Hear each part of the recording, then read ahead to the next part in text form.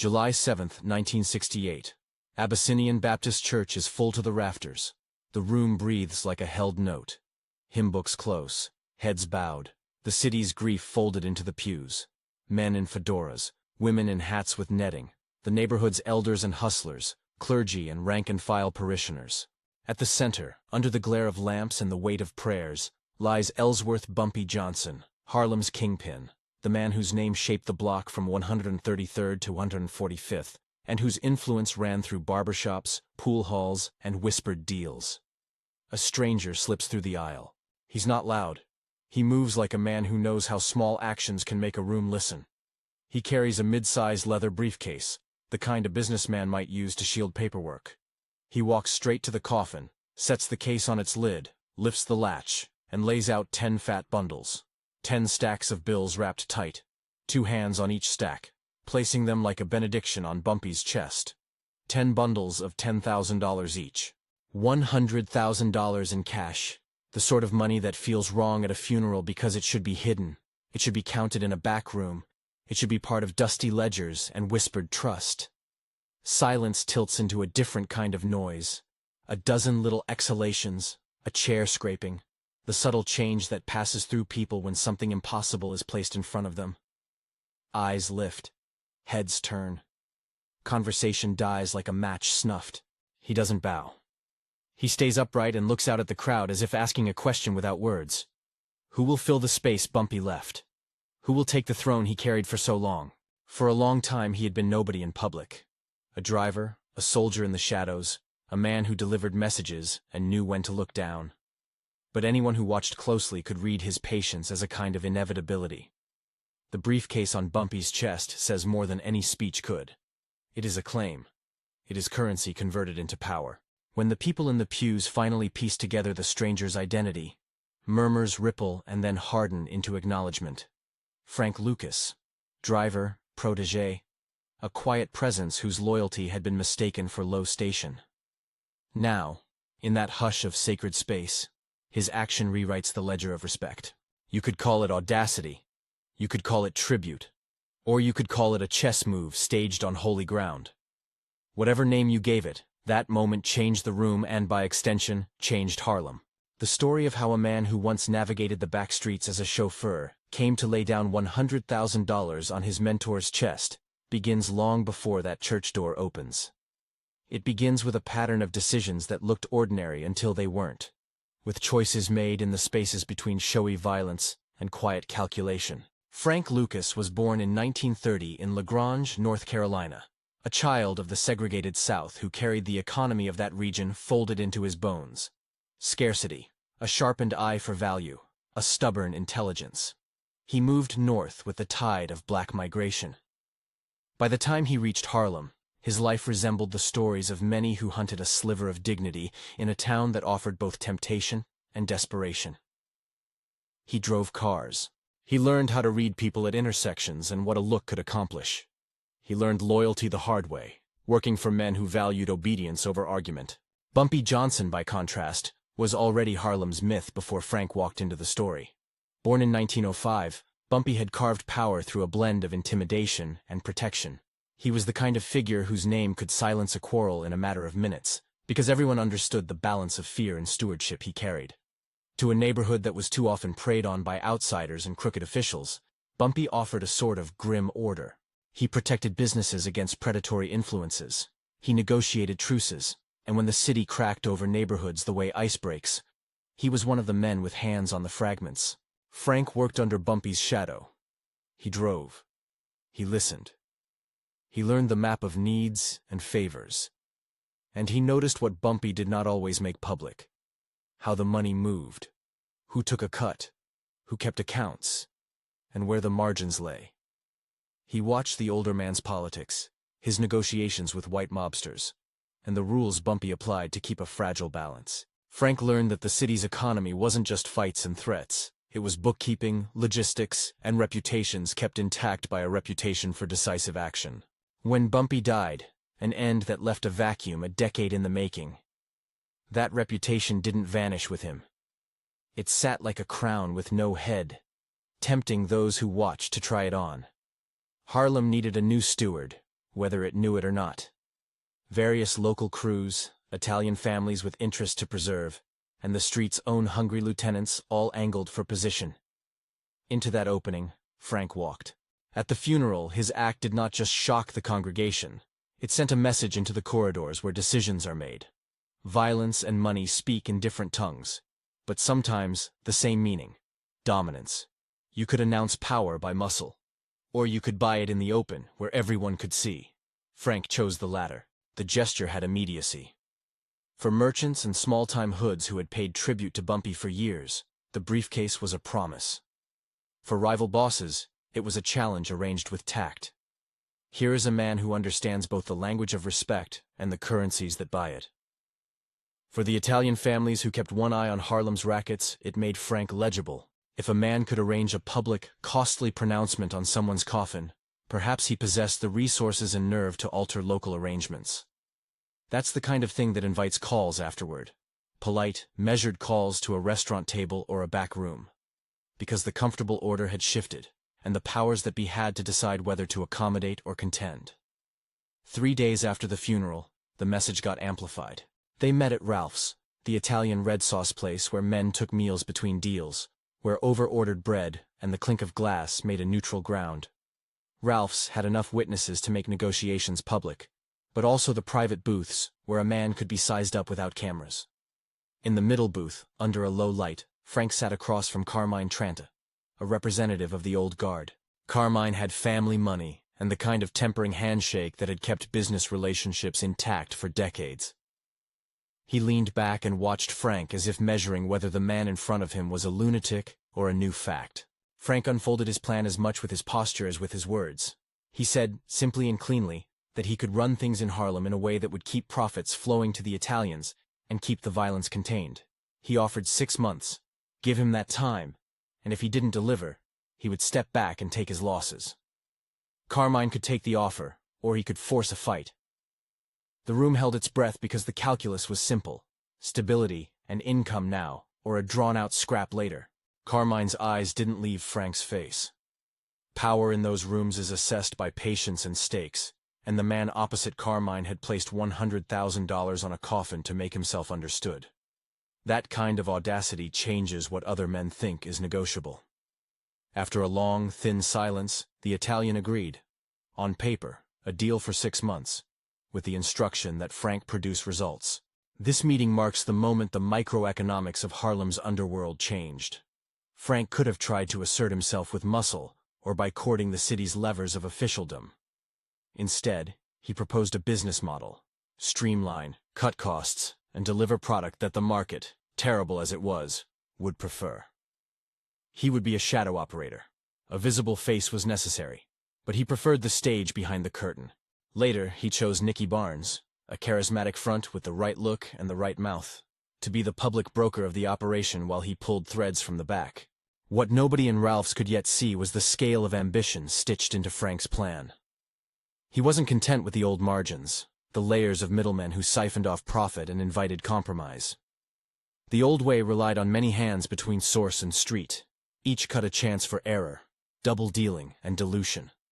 Frank kept his eyes on the math, on purity of product, and the economics of supply and demand. Pure product meant higher price. A higher price meant more resources to consolidate power. Money, in his view, bought not only wealth but leverage. Leverage to pay off cops, to buy silence, to sway politicians and merchants, and to grow an organization that could protect its earnings. There are reasons, practical and moral, to track this as strategy rather than applause. Cutting out middlemen and improving a product is the sort of industrial thinking that can be applied to any legal enterprise. Applied to the heroin trade, it becomes an engine of harm. Frank's sharpness was also a blade for the neighborhood. Higher purity meant more deadly addiction and a market that expanded because the product fascinated users with its potency. Ambition had a face, and that face had consequences for the people whose lives drifted into dependency. But at Ralph's, the talking focused on calculation and control. Frank promised protection for Italian investments, a steady flow of cash, and a quiet hand. He argued that the old disruptive violence would be minimized if profits were maximized and carefully deployed. The people who signed on were not saints. They were merchants in a dangerous market. They preferred predictability where they could get it. The deal was not a clean transfer of power. It was a trial period laced with distrust, a handshake between necessity and risk. Frank's move afterward was methodical. He liquidated what few public assets he could touch without drawing attention, and gathered cash from trusted channels. The briefcase on Bumpy's chest had been less spectacle than seed investment, a display intended to shift how others perceived him, and to buy time for a bold strategy. With the 6 months as a quasi-contract, Frank began to set up infrastructure. He identified lieutenants who could be trusted, people with discipline and a willingness to follow a business plan rather than improvise violence. He sent men to learn routes, to watch police patterns, to embed in pharmacies and laundromats where money could be laundered through businesses that had reason to collect cash. He assigned Nicky Barnes to be the name on the ledger, the person who would speak to associates and partners, to smooth the rough edges of the operation with charm and visibility. While he stayed in the shadows, he was careful with personnel. Loyalty mattered more than bravado. A man with a loud mouth and no patience could implode months of groundwork with a single reckless act. So Frank recruited those who could read the room, who understood when to lay low and when to be decisive. This was not always done with benevolence. Coercion and intimidation remain tools in the book. But his aim was an organization that could be managed like a business: stock, distribution, protection, and accounting. Word of his methods and the briefcase moved out of Harlem's social pages and into the broader networks of crime and law enforcement. Rumors fluttered through precinct houses and the federal offices. Who is this Frank Lucas? Could a driver become a king? Those rumors would soon be met by reports and investigations, but at this stage many in the city saw him as a curiosity. Audacious, yes, but perhaps ephemeral. There's a quality to such men that fascinates and repels in equal measure. The audacity of placing money on a coffin is theater, but theater that carries consequences. It signals confidence and the willingness to back one's words with capital. It also announces a risk appetite that can be dangerous to the community. The act of respect, paradoxically, was the first public sign of the accumulation that would bring pain to Harlem: addiction, arrests, and violence, even if it also brought order in the short term. Frank's early months were about testing the market. He introduced stricter controls on distribution, penalized theft more harshly, and invested in maintaining a quiet street presence. He offered slightly higher purity at a price that still undercut smuggling syndicates with heavier chains. The economics were plain. Reduced drains in the system meant more available cash per unit sold. That cash could be used to buy influence and pay for discreet services that bureaucracies often provide only for the rich. Frank's calculations were not cold because they ignored human cost. They were cold because they treated cost as another variable to manipulate. Neighbors noticed changes. In some blocks, violence eased as a single power broker enforced rules that rival crews respected out of fear. In other parts, addiction intensified because the product moving through the streets was purer and hit harder. Local clergy and community activists watched this unfold with alarm. The balance of order and harm was never neutral. It traded one kind of chaos for another. As Frank expanded his operation, the matter of supply became central. Relying on second and third parties inflated prices and increased chances of betrayal. The answer seemed obvious to him: secure a direct source. For that, some accounts say he looked to the Golden Triangle, the opium-producing region in Southeast Asia, and other accounts suggest he explored other channels that could supply unusual purity. The claim that he arranged direct shipments in the coffins of soldiers returning from Vietnam is a sensational detail that has been widely reported but remains contested. Historians and investigators have noted it as alleged, not proven.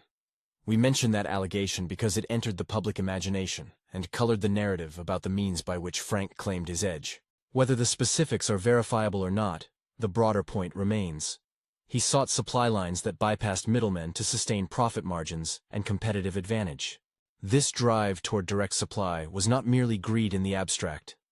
It was a strategy born from the same logic that motivated any entrepreneur who looks at waste in a chain and sees opportunity. In Frank's world, the margins that had been consumed by layers of hands were the margins he claimed could be recovered.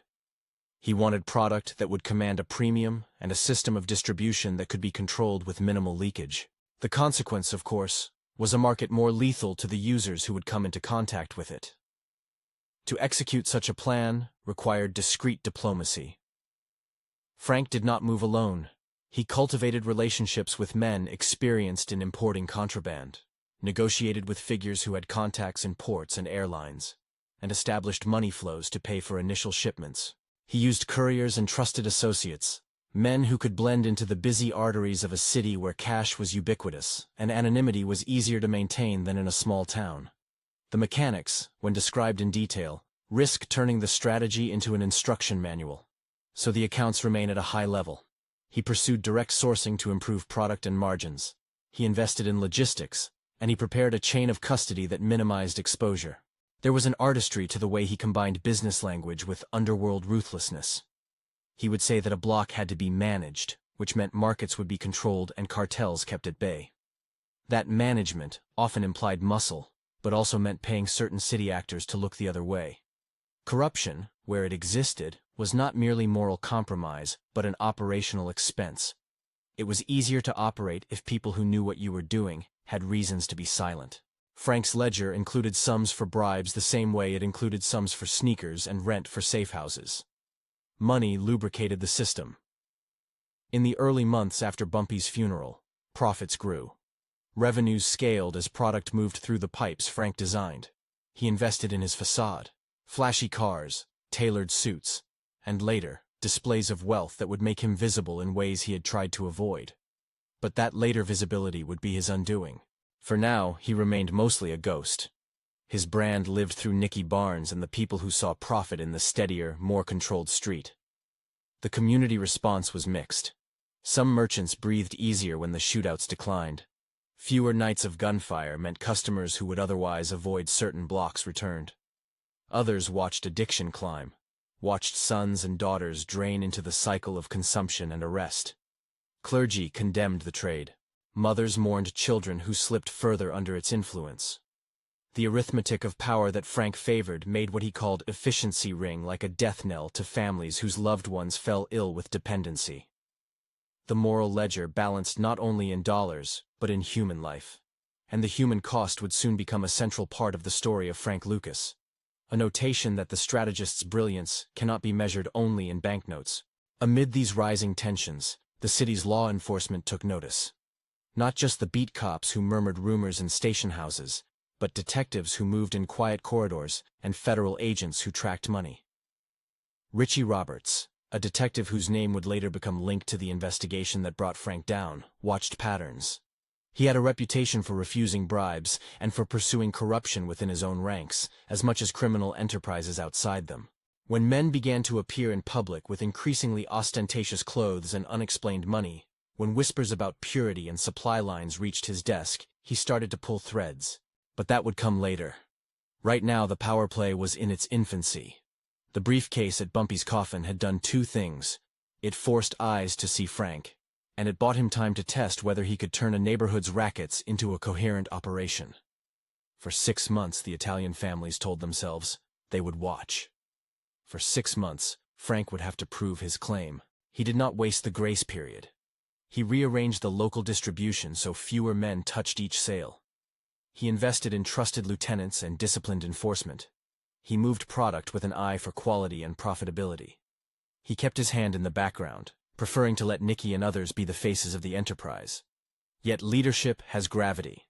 Once people began to assign him authority, they also pinned expectations and loyalties to his name. Inside Ralph's, over after-dinner coffees and a final cigarette, the men shook hands in understanding more than friendship. Agreements were by their nature fragile, but the calendar kept moving. Each day that Frank kept the arrangement stable, each week that money flowed to the Italians without excessive bloodshed, the more his position hardened. Respect in that world was bought by durability, by showing you could persist without causing a blow-up that would invite outside intervention. If there was one trait that separated Frank from many of his peers, it was a preference for systems over spectacle. The funeral stunt had been a spectacle, yes, designed to reset a perception in an instant. But what followed was method. Meetings, ledgers, routes, and personnel choices intended to make the spectacle a sustainable reality. He worked like a man who had read the city for patterns and decided to exploit them. Not by random bursts of violence, but by reconstructing the supply chain of an illicit market to yield higher returns with less upheaval. The idea itself sounds, on its face, like common sense. Improve product, consolidate supply, reduce leakage. Yet the moral complexity of applying such reasoning in a trade that destroys lives is what makes the story of Frank Lucas hard to reconcile. Any accountant can admire the clarity of his plan. Any pastor, mother, or counselor can mourn the results. That ambivalence became the emotional heartbeat of Harlem for the next 5 years. A strange mix of order and decay, of fewer bullets and more addicts. As the midline of Frank's trial period approached, new variables entered the scene. Rival leaders who refused to bend, city officials sniffing changes in money flows, and the personal impulses that would later be called vanity. For a man who thrived in the shade, some of the choices he would make to display wealth seemed out of character. A human tendency to collect trophies that testify to success. Those surviving moments of sight and ornament would prove hazardous. The very thing that had made him a name, the briefcase at the coffin, showed how a calculated performance could alter fate. Visibility can be an asset when you want to be known. It can also be a blade when you want to stay invisible. In the weeks after Ralph's handshake, Frank drew up a list of priorities. Secure supply, cement loyalty among his lieutenants, expand distribution carefully, and keep the Italians content. And he set about recruiting the right faces for the front of a business he preferred to run from behind. Nikki Barnes was not an accidental choice. She had charisma, the right presence for a town where public image mattered, and the courage to take a visible role that deflected attention from the man who preferred to remain a shadow. Yet even Nikki's role carried dangers.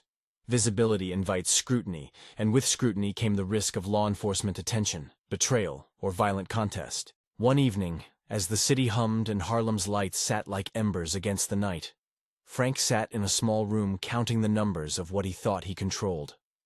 The room smelled of coffee and old paper. He listened to men move in other rooms, to the muffled radio and the trampling of feet downstairs. He thought of Bumpy's face and the quiet power that man had wielded, and he thought of the briefcase and the currency of respect it had bought him. He thought of the future as a ledger that had to balance. Gains against risk, profit against exposure, power against the neighborhood's suffering. He did not believe he had made the wrong choice. He saw himself as an optimizer, as someone who could harness profit to stabilize the street. The morality of that claim would be disproved in the bodies and bank accounts that followed. But in that moment his logic was unassailable to him. Ambition and method, not moral clarity, guided him. The 6-month deadline that secured his temporary acceptance became a metronome. Every shipment, every meeting, every enforcement action was a measure against the clock. He moved with an economy of motion, avoiding unnecessary fights, paying for favors that would keep eyes elsewhere, and expanding the operation in a way that made his early gains compound. But even the most careful architect makes errors. One of Frank's missteps would be impatience with remaining invisible in the face of his own success. Another would be the desire to buy symbols of triumph that could be seen from 100 yards and counted by any detective paying attention. For now, though, the early months were his testing ground, and he used them to refine an operation that combined discipline with opportunism. He did not yet know the full cost of the path he had chosen, nor did he perhaps allow himself to imagine how visibility might bring the wrong kind of attention. The funeral stunt had been a shorthand for ambition. The deals at Ralph's gave that ambition cover. The question that hovered, though unspoken in those booths and backrooms, remained. What would the throne cost him when the market he built began to attract eyes that did not blink at cash on a corpse? If you're hooked by this story and want to see how the next chapters unfold, how the supply lines stretch across oceans, how a detective's curiosity becomes an investigation that tears open city corruption, and how a single fashion choice can begin a downfall, hit subscribe. This story gets wilder before it gets clearer, and the shifts come fast. 3 months into the 6-month probation, tests came in. Sales numbers were up, margins improved, and for the first time in years, significant sums of money began to be funneled through accounts tied obliquely to the operation. Frank's ledgers showed growth. The people who managed the street felt a new order. But money attracts attention, and attention forces choices. Do you pay to stay invisible? Do you scale more? Who do you trust to keep the books when cash grows heavier?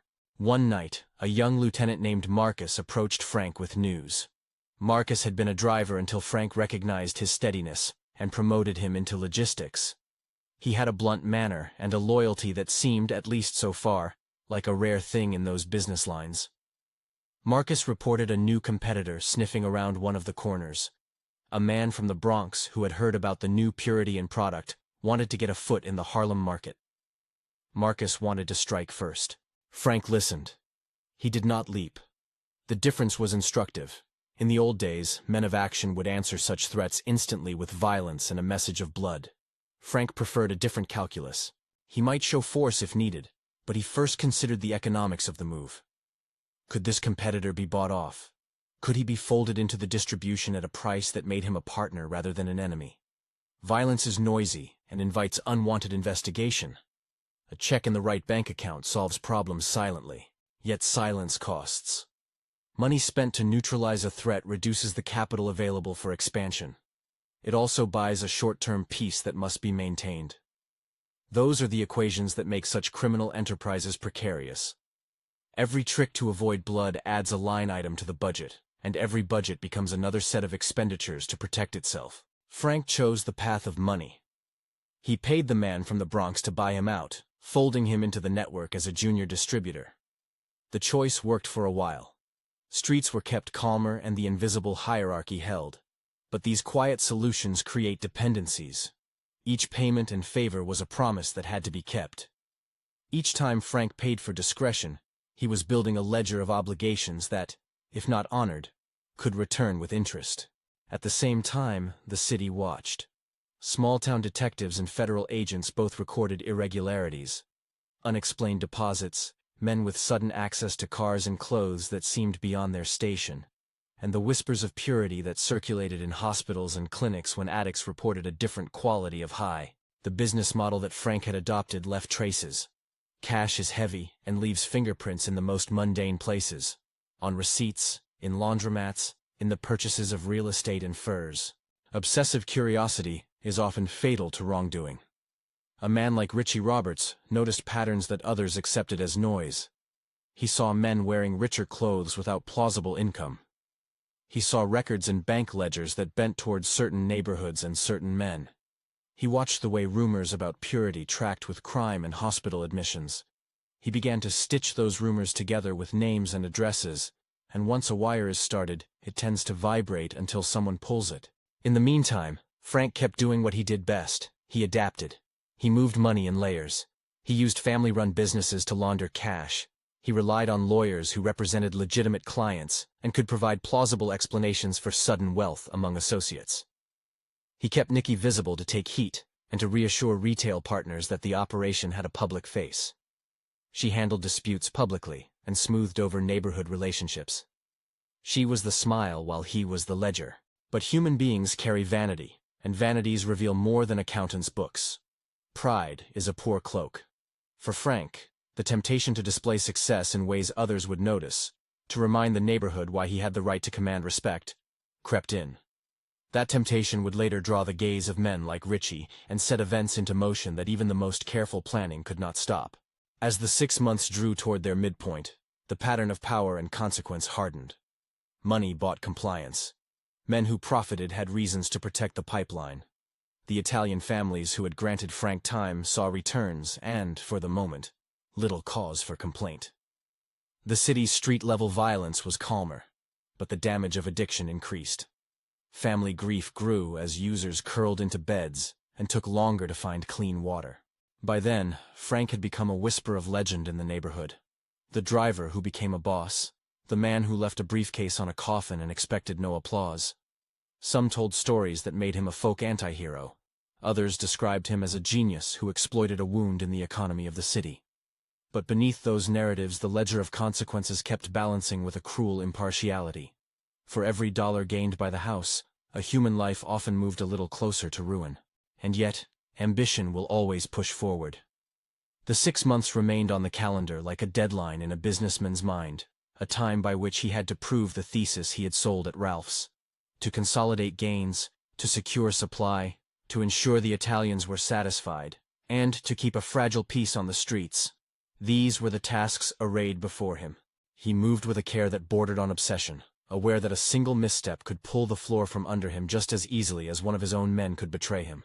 What he did not yet know was how small acts of visibility, the human hunger for recognition, and the unrelenting curiosity of a detective would conspire to expose what he had built. He did not yet know which thread in his carefully woven net would be pulled, or how quickly the whole thing might unravel once investigators started to tie cash to faces and faces to accounts. The early months had shown the possibility of a new order in Harlem. A single operator, running distribution with the logic of a businessman, could reduce open warfare and increase profit. But they had also shown the risk of concentrating power where few checks existed. Ambition is a mirror. You see yourself as a builder only when the reflection returns. The community saw a different image, one that would be harder to reconcile with the numbers in Frank's ledger. So he kept moving, keeping time like a man waiting for a train. He worked the contacts he had, drafted men he trusted, and kept Nicky in the public eye. The Italian families were placated for the moment, and the city hummed with the uneasy quiet of a market that had found a new steward. But markets summon attention, and attention pulls at the seams. When the next test arrived, when a detective looked hard enough and a public figure wore something that caught an observer's eye, the balance would tilt. For now, the operation hummed. For now, Frank's gamble looked like it might pay off. For now, the briefcase on a coffin had bought him not merely respect, but time. Time to build, time to test, and time to make choices that would soon force the city to judge not just his methods, but his morality. And yet, every time a man convinces himself that he can manage the damage his enterprise causes, the ledger closes on him in ways that are seldom neat. Respect had been bought in a church that day, but respect had a price tag no cash could clear. The weight of responsibility for the ruin left in the wake of a product that destroyed lives. Frank Lucas may have intended to govern a market, to control its violence, and to turn a profit that would make him influential. But influence is a double-edged thing in communities where the line between protector and predator is thin. He had a plan. He had money. He had a face to show, and hands to do the work. He also had the fragile expectation that people would remain silent, and that the economy he built would not call forth the attention of men who disliked what such concentrated power did to a city's institutions. The next moves would require both care and recklessness in equal measure, and history would judge which predominated. At the edge of that waiting time, Frank walked the block one afternoon, watching life unfold. Newsstands, children in school uniforms, storekeepers waving at familiar faces. He saw the city like a ledger, numbers, faces, lives that intersected like columns in an account book. He thought about Bumpy, about the quiet dignity of the man whose coffin had become a throne, and about the $100,000 that had been both tribute and investment. He tucked his hands into his pockets and kept walking. The throne he had purchased with a briefcase would be tested, and the city had ways of demanding payment that were harsher than any debt collector's. He tucked his hands into his pockets and kept walking. The city kept breathing around him. Newsboys hawking, shopkeepers sweeping, kids skidding on the curb, ordinary motions that ignored the ledger in his head. He had bought himself a runway, and now he needed to secure the cargo that would fly off it. A trip to Asia was the next logical move. In 1969, by most accounts, he took that flight. The scenes that followed are the stuff of rumor and retelling. A man who once ferried messages to the edges of Harlem, standing in crowded markets where languages tangled, bargaining with figures who dealt in commodities that never touched a legitimate ledger. Picture a humid afternoon in a port city, crates stacked like anonymous promises, a local broker offering a product of unexpected purity. Accounts vary on the exact details. Some reports say he met middlemen in Bangkok, others point to different nodes in the Golden Triangle. The most sensational claim, that shipments were concealed in soldiers' coffins returning from Vietnam, has circulated widely and anchored many headlines. That particular detail remains reported and alleged, not proven. What matters, beyond the rumor mill, is the outcome. He sought and found sources that offered a product markedly purer than what had been common on New York streets. If business logic was the spine of his plan, the trip put muscle on the bones. By cutting intermediaries, by buying nearer to the source, he changed the unit economics. Purity sold at a premium. Premium created excess cash. Excess cash bought influence, better personnel, safer storage, and a quiet canopy under which operations could expand. It was an engineer's approach to a trade that had been run like a feud for decades. Applied to heroin, it was brilliance and catastrophe braided together. Back home, the operation swelled. Distribution tightened so that fewer hands touched each sale. Merchants who had feared nightly crossfire noticed streets that were quieter in one sense. Fewer public shootings, fewer open assaults. While hospitals and clinics began to record admissions where families noticed a new ferocity in overdose and dependency. The calculus that thrilled accountants and alarmed pastors had a human face. A mother with a child who would not stop nodding off. A barber who once tipped out a jar for the local relief fund, and now watched his clientele shrink. The price of efficiency was paid in fragile lives. Frank's public profile stayed muted by design, but he could not entirely disappear. Nicky Barnes continued as the face who smoothed relationships, negotiated small disputes, and collected the public tributes that earlier would have gone to Bumpy. She was everything the operation needed in daylight. Charm, a measured temper, the sort of smile that calmed a worried shopkeeper. Frank remained the shadow pulling ledgers and listening for patterns. For years, that arrangement worked. Money flowed, men were paid, and a brittle order held. The Italians saw returns and, for the most part, stayed patient. The street saw fewer explosions of gang war. Yet the quieter the machine became, the louder some of its features sounded to observant listeners. Men in plain clothes noticed suits that seemed too new, coats that were too lush, deposits that made no tidy sense given the ostensible incomes of the people on the accounts. Vanity arrived in the ordinary forms every human craving brings: a trophy to wear, a coat to signal arrival. At a big boxing match, one of those nights when celebrities gathered and the cameras scanned the crowd, Frank, who had long avoided the spotlight, made a choice. He put on a chinchilla coat that cost more than most of the men in the stands saw in a year. It wasn't a spontaneous flash. It was a statement. He wanted the neighborhood to remember who had bought itself a throne months earlier. He wanted respect. The coat did what clothes have always done. It made him countable. It also made him visible. Detective Richie Roberts, by temperament and training, was the wrong man to ignore a conspicuous fur in a crowd. Roberts had a reputation for being incorruptible and for tracing small anomalies until they formed a chain. Where others filed away gossip as noise, he followed threads. He noted a name attached to sudden wealth, a pattern of deposits, a face that appeared in two different contexts, with an elegance that raised questions. The chinchilla was a signifier. It provided a starting point to lace together accounts, associates, and testimonies. What followed was not a single cinematic sting, but weeks of patient assembling. Roberts and his colleagues dug into bank records, interviewed lower-level associates willing to speak, and gathered the kind of paperwork that can turn rumor into proof. Surveillance mapped routes. Subpoenas pulled pieces of the financial network into the light. The investigators were studying not just men but numbers, deposits, withdrawals, transfers, that when joined created a lattice leading back to the operation's core. By 1975, the web had tightened enough for a decisive move. In a coordinated set of raids across locations tied to the enterprise, law enforcement seized cash, narcotics, and ledgers. The headline numbers that came out of those searches are stark. Around $584,000 in cash was reported among the seized assets, alongside packs of heroin and records that tracked sales and distributions. For an operation that had long tried to keep its architecture hidden, the raid was catastrophic. Frank was arrested.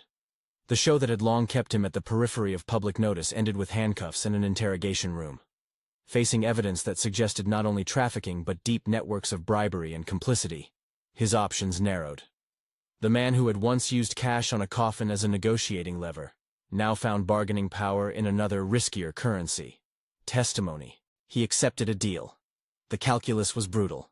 Life behind bars versus cooperation with prosecutors in exchange for leniency. Frank chose to flip.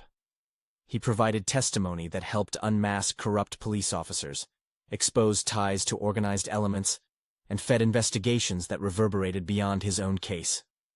The cooperations he offered led to multiple convictions and forced reckonings in precincts where corruption had been the grease that kept dangerous systems functioning.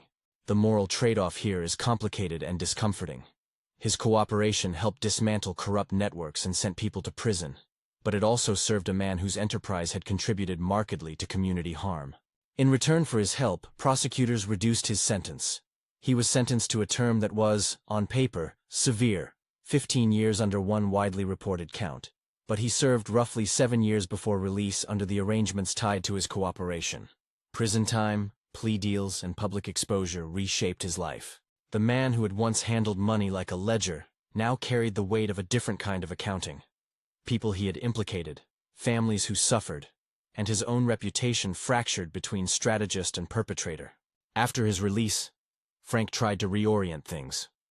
He sought to craft an image other than the one the headlines had made for him. He kept a low profile at first, later engaging publicly in ways that suggested repentance and reparation. He lectured to youth groups, spoke of mistakes, and in some accounts consulted on cultural retellings of the life he'd led, offering detail to filmmakers and writers who wanted an insider's view. To some, he was a cautionary tale. To others, he remained a figure whose cunning invited a grudging admiration. He died in 2019, an end that closed a long, complicated ledger. The record he left is knotty. On paper, he had been a man of strategy,